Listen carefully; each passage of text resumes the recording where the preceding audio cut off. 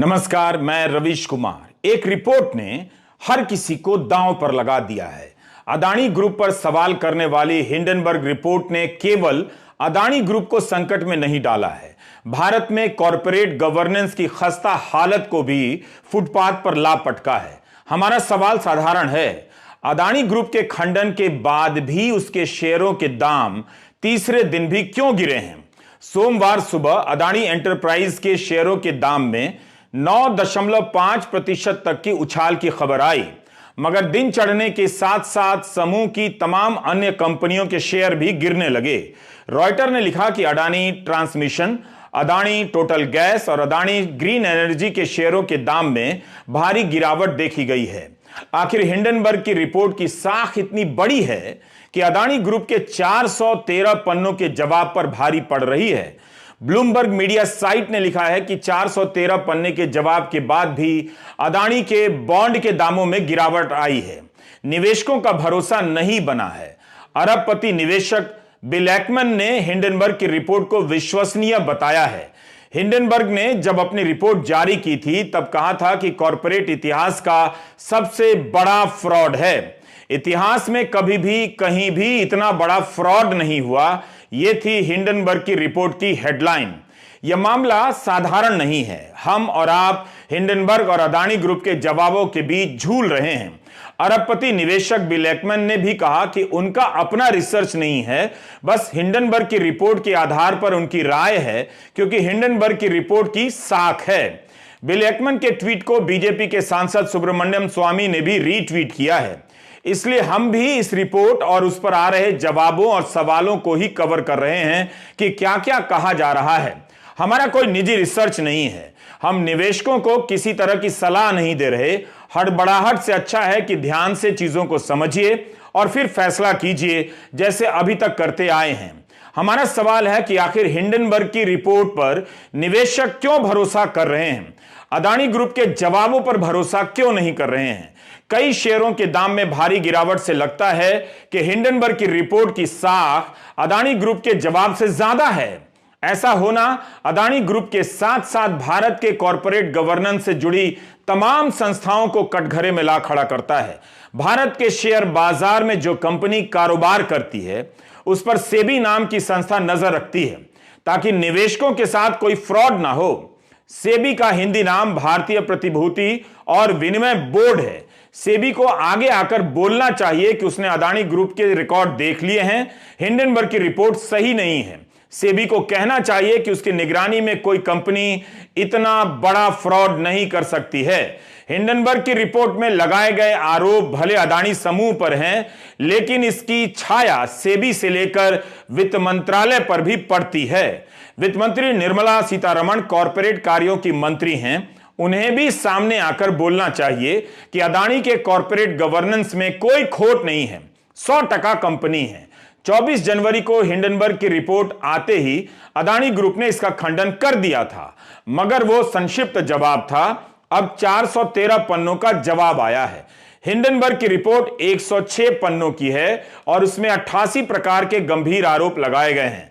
Adani group ने सभी आरोपों को खारिज करते हुए कहा कि इस रिपोर्ट के जरिए भारत पर हमला करने का प्रयास हुआ है।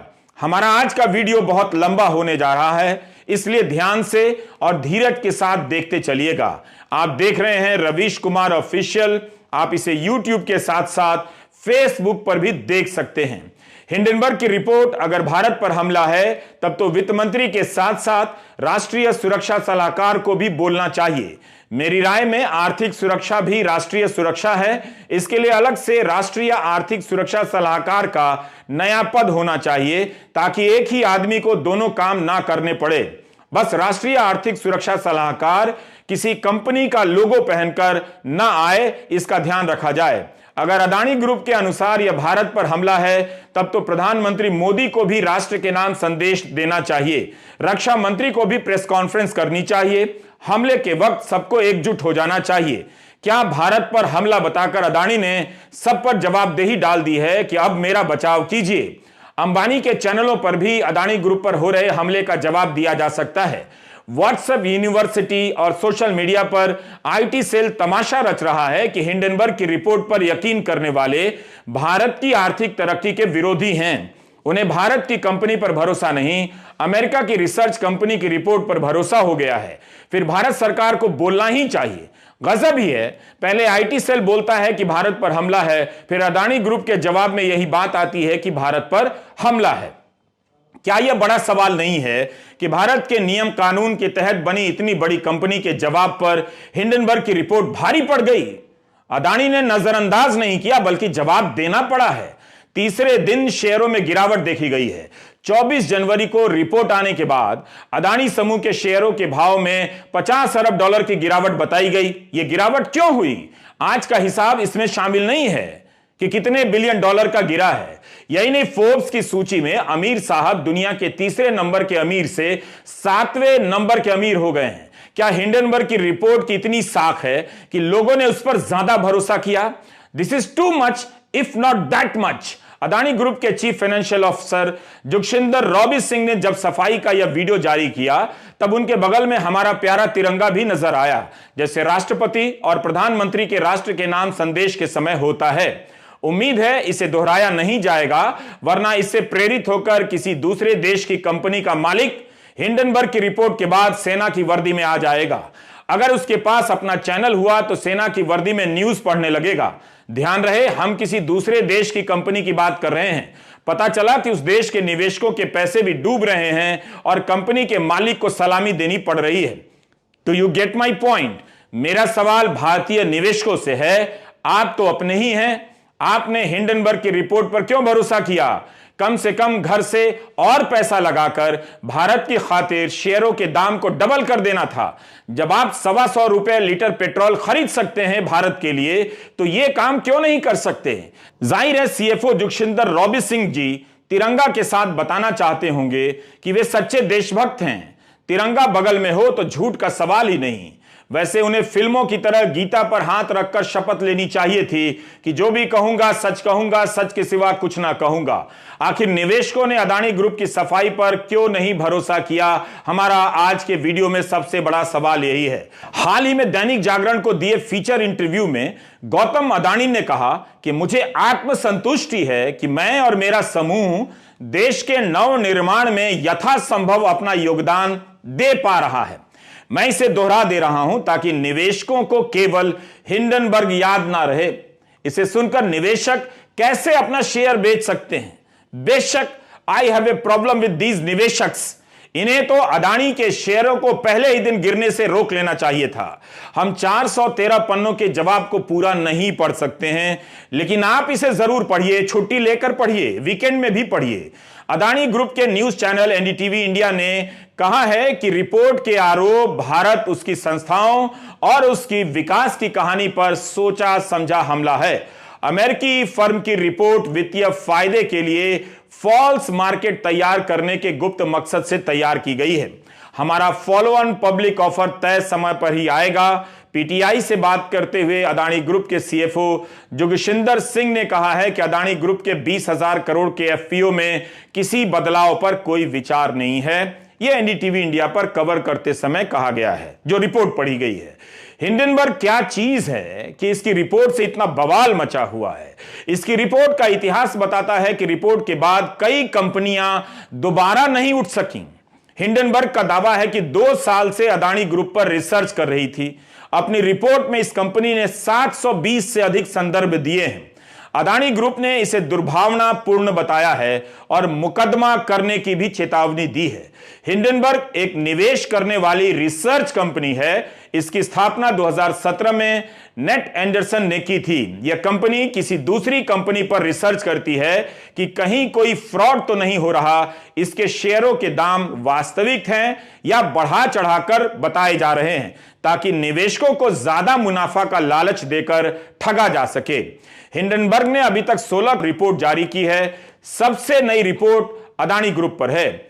निकोला बिजली की गाड़ी बनाने वाली कंपनी है। 2020 में इसकी एक रिपोर्ट आई। उसी तरह स्वास्थ्य मामलों की एक कंपनी है क्लोवर हेल्थ। 2021 में उसके बारे में हिंडनबर्ग ने रिपोर्ट जारी की। करीब $6.25 बिलियन की कंपनी थी। उसका भाव 90% गिर गया। हिंडनबर्ग ने कहा कि जीनियस ब्रांड नाम की एक मनोरंजन करने वाली कंपनी के एक शेयर का भाव $6.86 है। यह गिरकर $1.5 पर आ जाएगा। 2 महीने के भीतर 80% शेयरों के दाम गिर गए।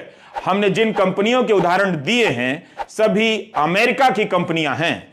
ब्लूमबर्ग में एक लेख छपा है शुली रेन का। इसमें लिखा है कि हिंडनबर्ग रिसर्च करने वाली कोई साधारण कंपनी नहीं है।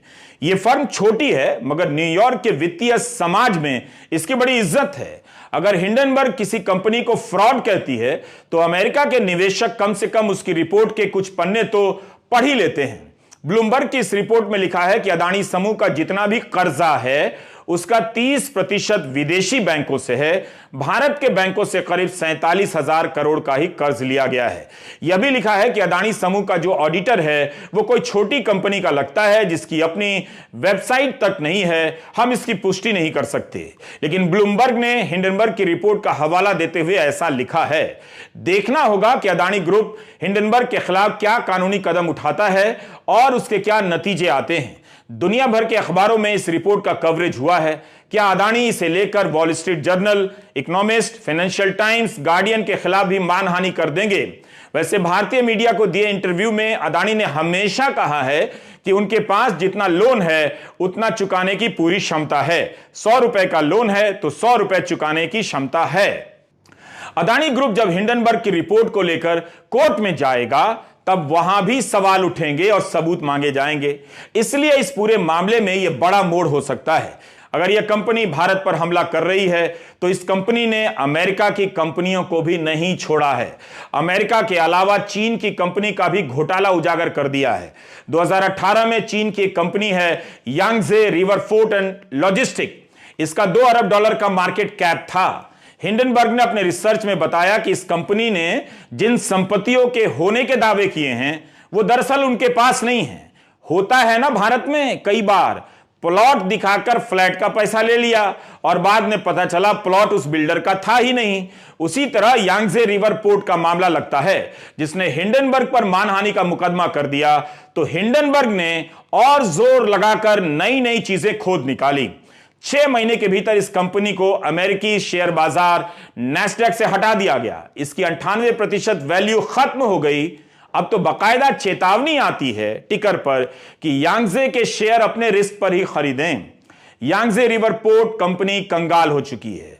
अब हिंडनबर्ग ने यह भी लिखा है कि उसके अदानी ग्रुप के शेयरों को उसने खरीदा है बॉन्ड वगैरह के जरिए। हिंडनबर्ग ने अपनी रिपोर्ट में यह चेतावनी भी लिखी है कि हम चाहते हैं कि निवेशक सारी चीजों को ठीक से परख लें। यह रिपोर्ट हमारी रिसर्च और नजरिए को शामिल करती है।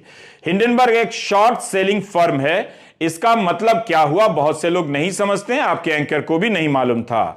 भारत का अखबार बिजनेस स्टैंडर्ड ने लिखा है कि कई बार कोई किसी कंपनी के शेयर या अन्य प्रतिभूतियों को बेचने लग जाता है ताकि जब दाम गिर जाएं तो वापस कम दाम पर उन शेयरों को खरीद ले और मुनाफा कमा ले। इसे निवेश करने की रणनीति के तौर पर देखा जाता है। कुछ ऐसा करो कि शेयरों के दाम गिरा दो और फिर खरीद लो टाइप से।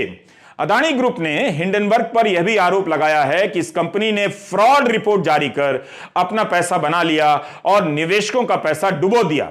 इस जवाब के बाद भी हिंडनबर्ग की रिपोर्ट को अब तक का इतिहास बताता है कि निवेशक उस पर ही भरोसा कर रहे हैं। हिंडनबर्ग ने अभी तक अपनी रिपोर्ट में अमेरिकी और चीनी कंपनियों की पोल खोली है। पहली बार लगता है किसी भारतीय कंपनी पर हाथ डाला है। तो यह भारत के खिलाफ हमला कैसे है? हिंडनबर्ग की रिपोर्ट में लगाए गए आरोप किसी अदालत में साबित नहीं हुए हैं। फिर उसकी इतनी विश्वसनीयता कि कंपनी के शेयरों के दाम गिरने लग गए। ऐसा भी नहीं है कि अदानी ग्रुप पर सवाल करने वाली यह कोई पहली मीडिया रिपोर्ट है। बिल्कुल ऐसा नहीं है। भारत में ही प्रॉन्जय गुहा ठाकुरता और रवि नायर ने भी अदानी ग्रुप की कथित खामियों पर रिपोर्ट की है।